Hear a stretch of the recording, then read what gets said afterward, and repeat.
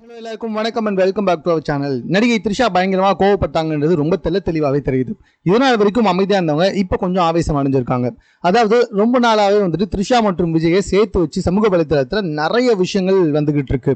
அதிலும் குறிப்பாக இவங்க ரெண்டு பேருமே பார்த்தீங்கன்னா ஒரே ஜெட் ஃப்ளைட்டில் பயணம் பண்ணது, மேலும் இவங்களுடைய பர்த்டேக்கு விஜய் அவங்களோட புது நாயை தூக்கி கொஞ்சினது. ஸோ இப்படிப்பட்ட நிறைய விஷயங்களை வச்சு த்ரிஷாவுக்கும் விஜய்க்கும் நடுவில் ஒரு கனெக்ஷன் இருக்குது அப்படின்ற மாதிரிலாம் பேசி வந்துகிட்டு இருக்காங்க.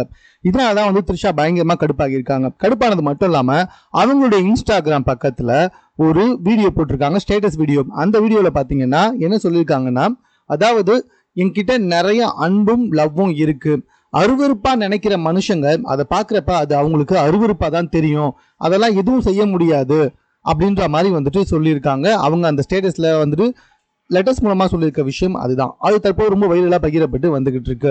சமீப காலமாக விஜய் மற்றும் த்ரிஷா அவங்க ரெண்டு பேரும் இணைச்சு வச்சு பேசுறது ரொம்ப அதிகமாயிட்டு வந்துட்டு இருக்கிறதுனால த்ரிஷா தற்போது கோவப்பட்டு இப்படிப்பட்ட விஷயங்களை தெரிவிச்சிருக்காங்க. இது சம்பந்தமா உங்க கருத்து என்னன்றதை கமெண்ட்ல தெரியப்படுத்துங்க.